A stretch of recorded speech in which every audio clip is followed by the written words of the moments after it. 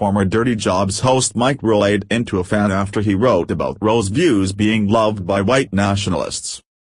The fan, Chuck Atkins, said, "One of the tenets of white nationalism is that college-educated people are academic elitists." Comment: "No. I'm not surprised. You never take a political stand because you don't want to alienate anybody. It's bad for business. I get it.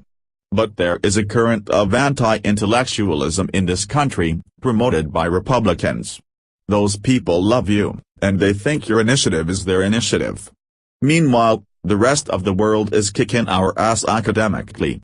Rowe started off by telling Atkins that he didn't like his post. "Hi Chuck, since we're being candid, allow me to say how much I dislike your post.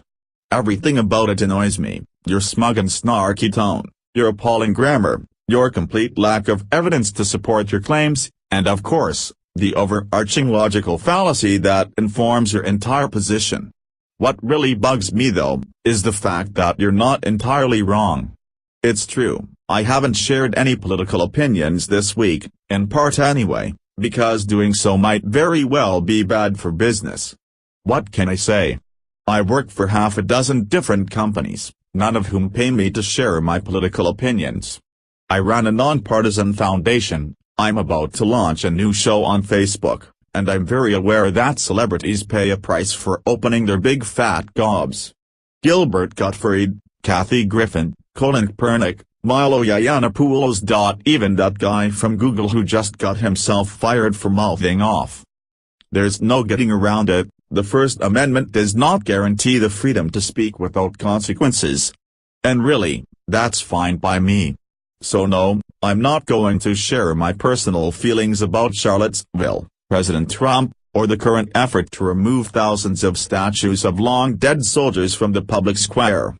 Not just because it's bad for business, but because it's annoying. I can't think of a single celebrity whose political opinion I value, and I'm not going to assume the country feels any differently about mine. So, rather than blow myself up, or chime in with all the obvious observations about the cowardly scum in the pointy hats, I'm going to talk instead about my belief that comments like yours pose a far greater threat to the future of our country than the existence of a memorial to Thomas Jefferson, or a monument to George Washington. Ready? Let's start with a closer look at your claims.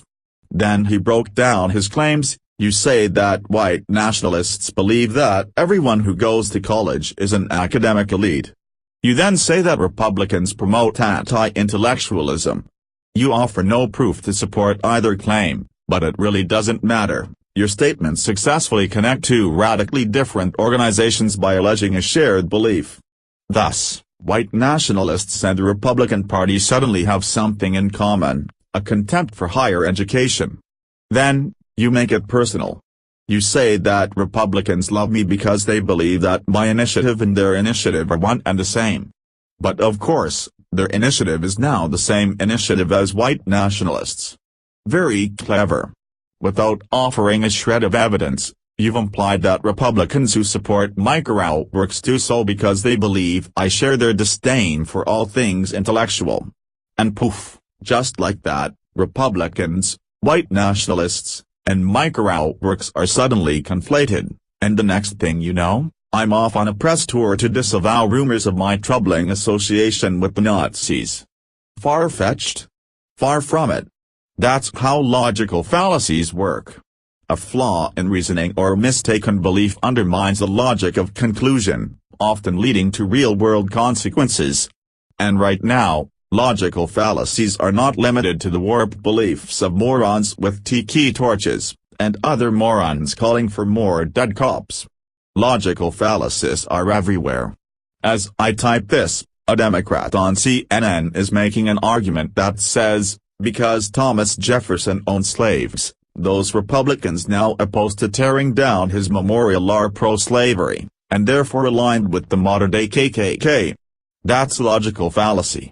Over on Fox, a Republican is arguing that any Democrat who has not yet condemned the senator from Missouri for publicly wishing that Donald Trump be assassinated, is guilty of wishing for the exact same thing.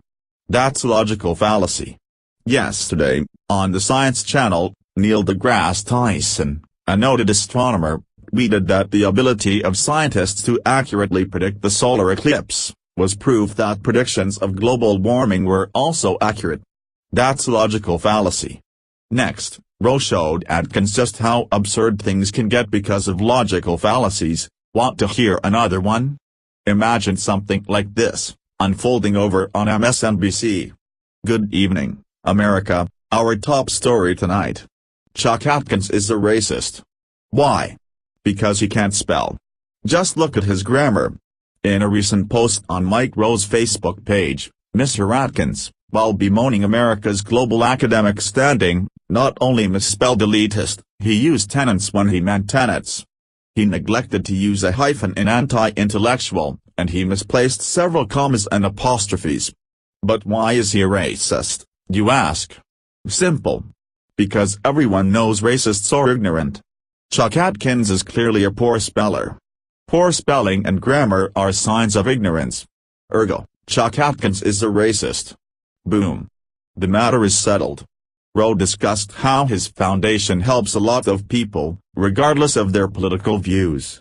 He ended by saying, in other words, Chuck, I have no idea what the white nationalists think about my efforts, or the Republicans, the Democrats, the elitists, the Italians, the Presbyterians, the unions, or the self-proclaimed anti-intellectuals. And really, I couldn't care less.